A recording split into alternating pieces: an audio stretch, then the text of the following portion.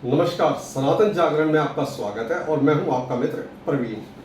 सावन के महीने में सारा वातावरण शिवमय हो जाता है। बहुत से लोग कांवड़ लाते हैं, बहुत से लोग व्रत रखते हैं और ज्यादातर लोग सुबह सुबह स्नान कर मंदिर जाते हैं शिवलिंग के जलाभिषेक के लिए। अलग अलग प्रकार से शिवलिंग की पूजा करते हैं। शिवलिंग यानी शिव के लिंग। दूसरे धर्म के लोग अक्सर हिंदुओं का इसी बात पर मजाक भी उड़ाते हैं कि हिंदू लोग शिव के लिंग की पूजा क्यों करते हैं, और कुछ हिंदू जिनको इस बात की ज्ञान नहीं होती वो भी इसी प्रकार का सोचते हैं। बहुत सी महिलाएं शिव के लिंग को हाथ लगाने में संकोच करती हैं क्योंकि उन्हें भी पता नहीं होता। तो मित्रों, जो हिंदू है वह शिवलिंग यानी शिव के लिंग की पूजा क्यों करते हैं, इस एपिसोड में इसी बात पर थोड़ा प्रकाश डालूंगा।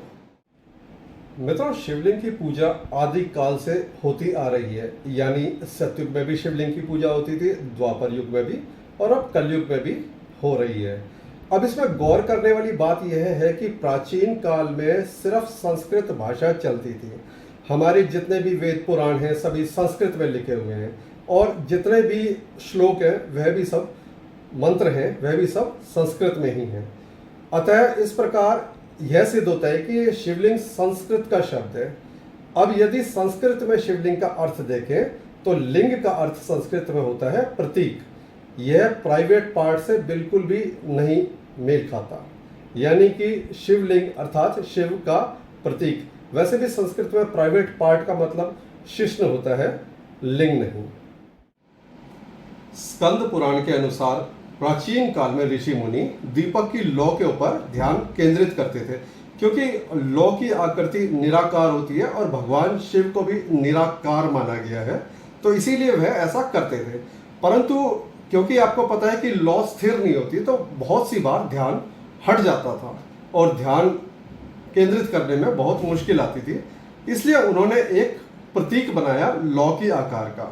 अब उसके ऊपर वह ध्यान केंद्रित करने लगे। यह जो प्रतीक बनाया गया था यही शिवलिंग है।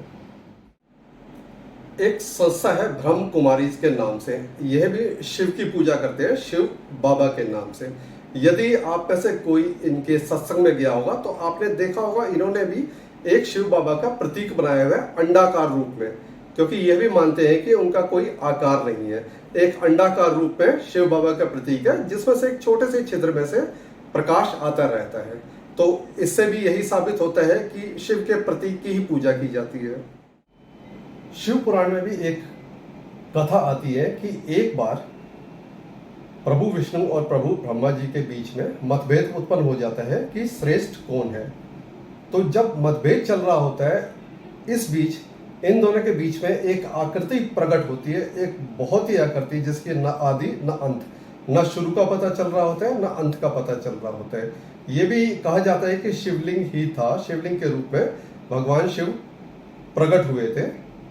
तो आपको बताना चाहूंगा कि शिवलिंग का एक अर्थ अनंत भी है, यानी जिसका कभी अंत ही नहीं हो सकता है।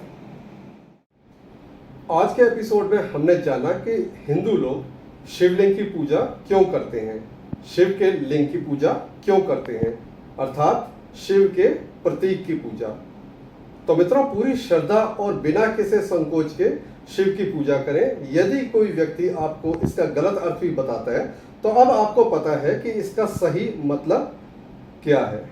आपके विचार में मेरा ये एपिसोड कैसा लगा मुझे कमेंट में जरूर बताएं। मेरे चैनल को सब्सक्राइब करते रहें और ज़्यादा से ज़्यादा लोगों को शेयर भी करें। सनातन जागरण के आज के एपिसोड में इतना ही। जल्दी एक नए विषय पर मुलाकात करेंगे। तब तक के लिए ओम नमः शिवाय।